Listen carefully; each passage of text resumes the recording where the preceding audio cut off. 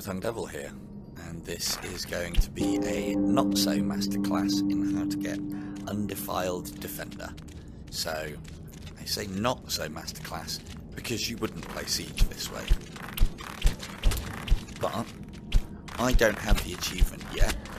I'm hoping to unlock it on this run, and basically what I'm planning on doing is killing everything as far range as possible, not concentrating on any scoring or any other achievements.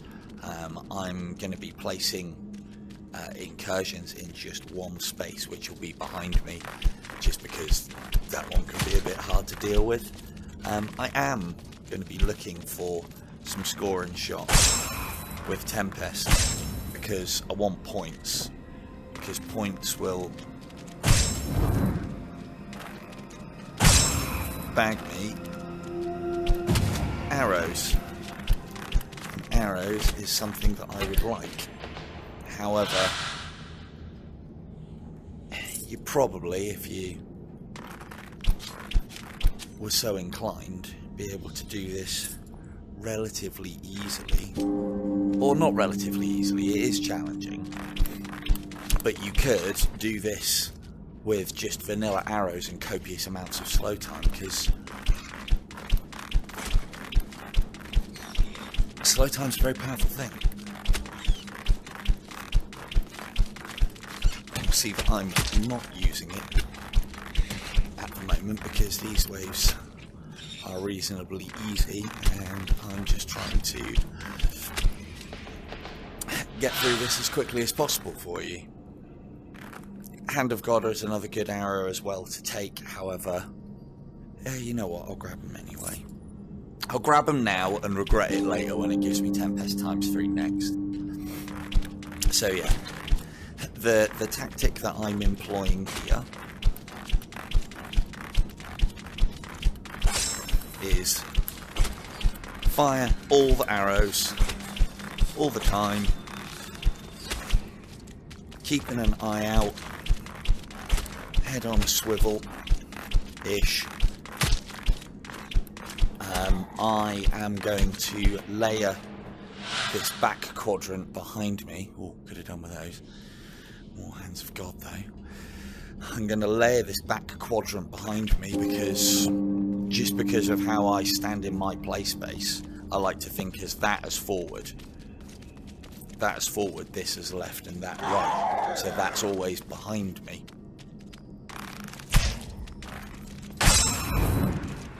There we go, there's some decent points on the double gap. As you'll have seen,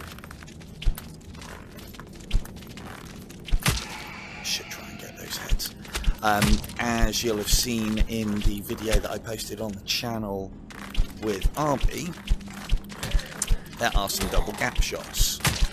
That's another achievement. I've already got that one for hitting all 4, so we don't want to be concentrating on that. If it wasn't clear enough from his explanation, yeah, we'll take those two. Loads of money. Loads of money.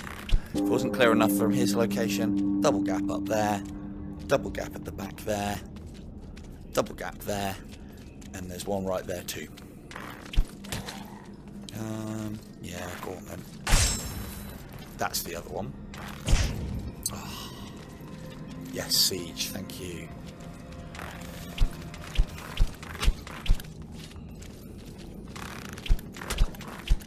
And so yeah, what I'm planning on doing is making life easy for myself, or easier, by eliminating enemies as far away as possible. Yes, it's not good for scoring. That's not what we're here for. Oh, 3 headshots in a row. He says that he's not here for scoring. I'm going to be grabbing a couple more special arrows than maybe what you guys would do whilst I'm playing this technique, just because as much as I say don't go for anything, I'll still try and go for the 3 headshots, and then I'll still try and get the headshot on the Cupid. Maybe I'll do another one of these in the future where I just use vanilla arrows copious amounts of slow time. But my advice would be just hit everything as far out as you can. You can see that I'm throwing accuracy that Siege of Heaven is all about. I'm kind of throwing it all to the wind. In my humble opinion, this is not accuracy, nor does it look anything like it. However, in the main game, accuracy, you know, you don't get punished for the missed shots. So we can afford to do what I'm doing, wanging loads of shots out there and hoping for good news in return. But all of what I'm doing here, dealing with everything as early as possible, is just meaning that I've got less work at close range. You obviously can try and get those golden bats if you can, but do not neglect the wave to do so, because the golden bats are going to fly straight past you. They will not enter the portal or be counted as an attacker for the purposes of the Undefiled achievement. Same with Cupids as well, I would imagine.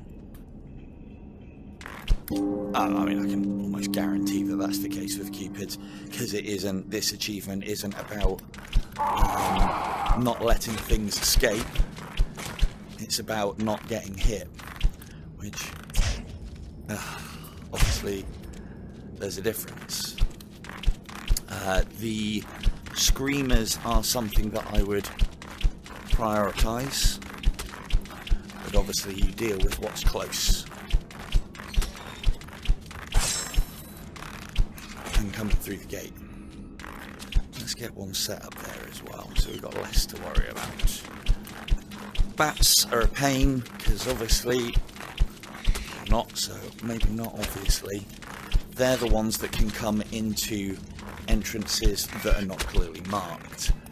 So what I mean by that, I'll show you in just a second. Cheeky gap? No, that was terrible. Cheeky gap? That was better, but still pretty terrible.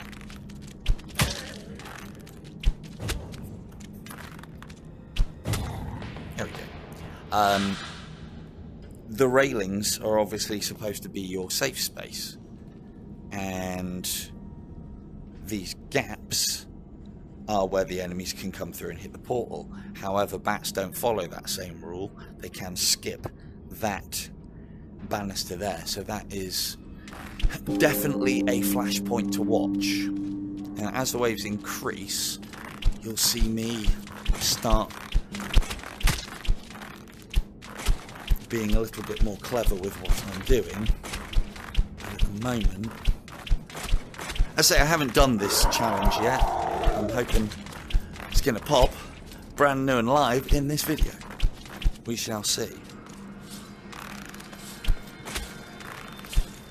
Ooh. Okay.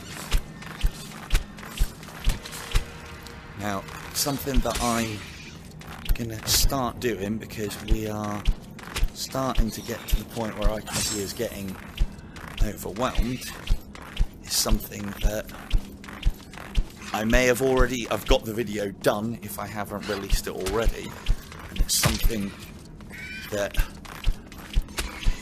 those are the bats that I'm talking about as far as banisters. It's something that I think you learn in this game and is a very transferable skill. At this point as well, I am Hand of Gods. It's kind of low priority. Tempests, because you can take things out at distance and it'll score, which is more gold for buying, more incursions.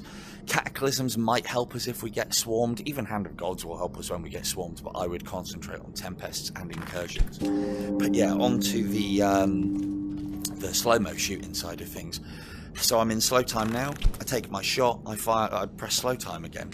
I mean, I know I'm missing here, but all of these little touches of slow time are all slowing everything down. It's like putting everything in the hand of God. I mean, it's not as effective as that arrow, but every second that I can buy myself, or even every half second that I can buy myself, it all adds up.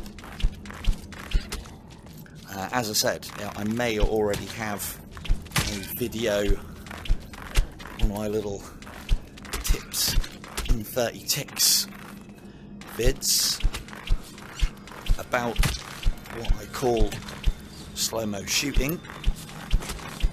It is definitely, I'm over-exaggerating it, to be honest with you. The way that I'm doing it here is how I would use it in the main game. The way that you would use it in Siege is you would take your shot, move it into slow motion and look for your next shot. And you would obviously there would be an element of accuracy to that, which we don't have here. But as far as this is concerned, I'm not worried about accuracy. I'm not worried about anything other than holding the buggers back.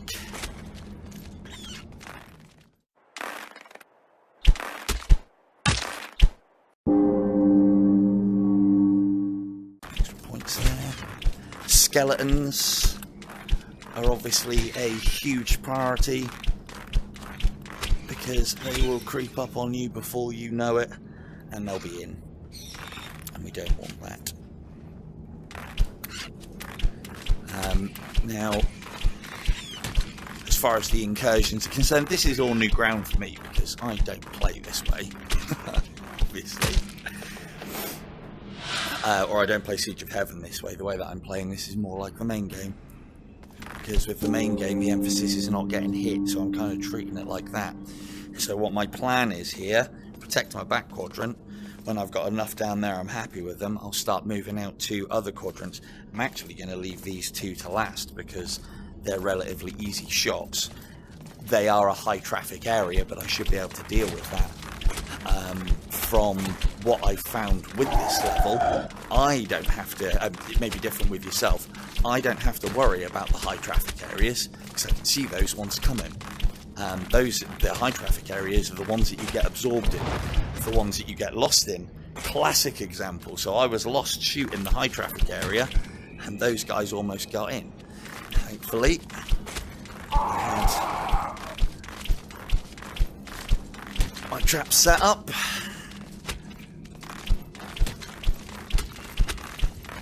For you Yu-Gi-Oh fans, you'll know all about the trap cards.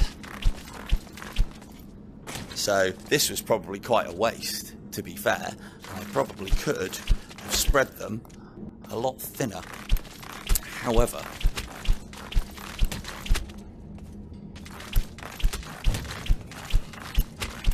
I would rather make sure that one quadrant I never have to look at again, technically. And that's not to say that we don't check it. You don't have to use your resources, you don't want to. But you can split your attention way too easily in this mode. Try for that back quick. Here we go, sort you out there, we've got time for these. Now, as you'll see, I'm using a lot of slow time here, and you know what? We've got them, so let's use them. Let's do some proper shooting. So the ones that are not involved in the Hand of God bubble first. And even, those two had a little kissy. Even when I've got them Hand of Godded, I am still using my slow time over and over and over again. It's a resource to be used. Why wouldn't you? You want to be pressing that button as often as you can. Now, I know there's a lot of people who don't like slow time. That was a great arrow. That was because I'm using slow time a little bit too rigorously, and you can accidentally switch arrows. But it's only going to be, for how I set my quiver up, it's only going to be a Hand of God, so it's not too bad. bad. It's another thing that I would also recommend would be to have a specific way to set up your quiver so that you know where your arrows are when you hit quiver select and you can pick them. I always put incursions at the bottom. I mean, I hold my bow vertically, so, and I'm the strange one, but I always have my incursions at the bottom. I have my cataclysms at the top. I have my tempests, where I would usually have my blessed quiver, because they're always quite an important arrow, and that all matches up quite nicely.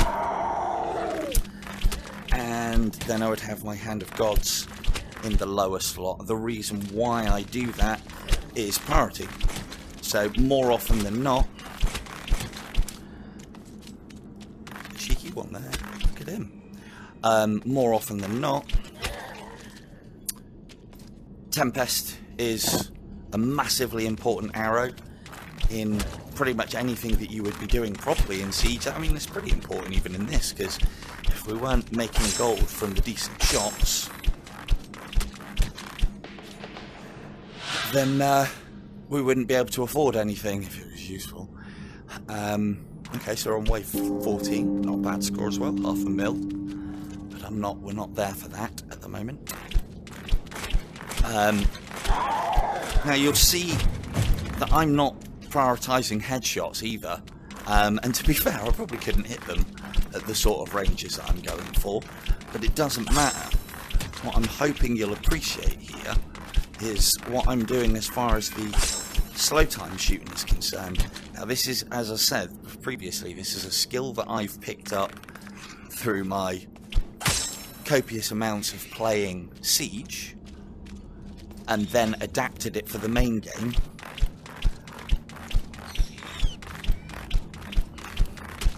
All those misses. Yeah, adapted it for the main game, and now I'm bringing what I've adapted from Siege to the main game back to here.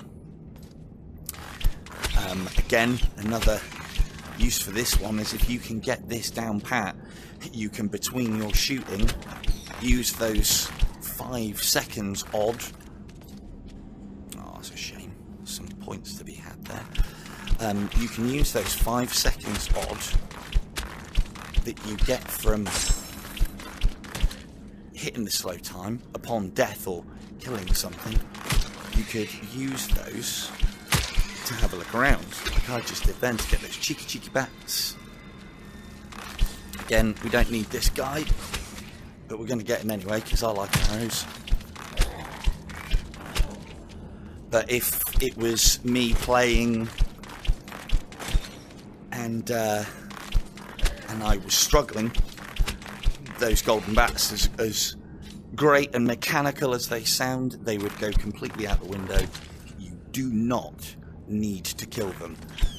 You could spend a lot of time, again, if you were struggling, going after those golden bats and forgetting about other targets. Almost a classic example there. I mean, yeah, thanks. I'll take it.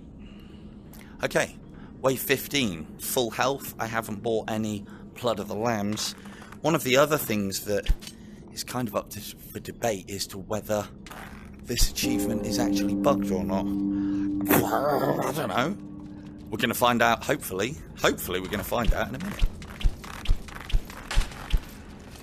I would like to think that it's not, but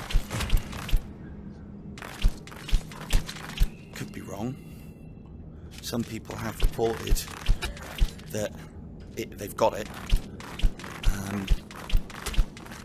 but I get the feeling that might be down to cheeky little bats coming in on those corners on maybe something like this wave, because I know they come. I've just heard a screamer there, so we'll go and put some attention on him in a minute, but I'm going to try and clear this side first. Okay, there's another screen, so let's get this one done. And let's sort his bodies out as well, so we don't have to look this way again. Check our quadrants. And yeah, when I'm saying check here, checking my quadrants, if that's not obvious, quadrant there, quadrant there, quadrant there, quadrant there, technically quadrant there. Those are the areas that we've got to stop them getting in, so there's the areas that we need to be checking. I don't actually need to deal with you guys, but I would rather deal with them whilst I've got the time, so that I've got plenty of bombage to reward them with if they decide to put some sneaky assault in. And again, as I've learning experience for me, this is just the way that I figured I'd attempt it. A sec.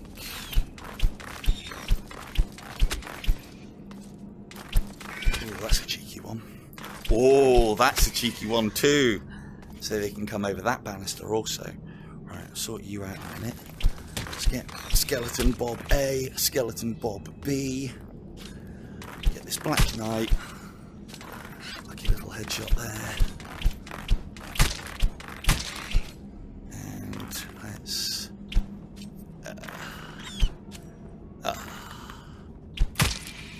got him. That was a headshot.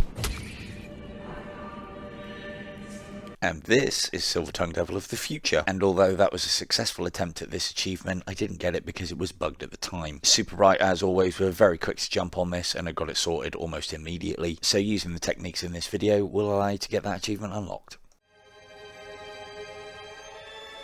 I want some more. Of course.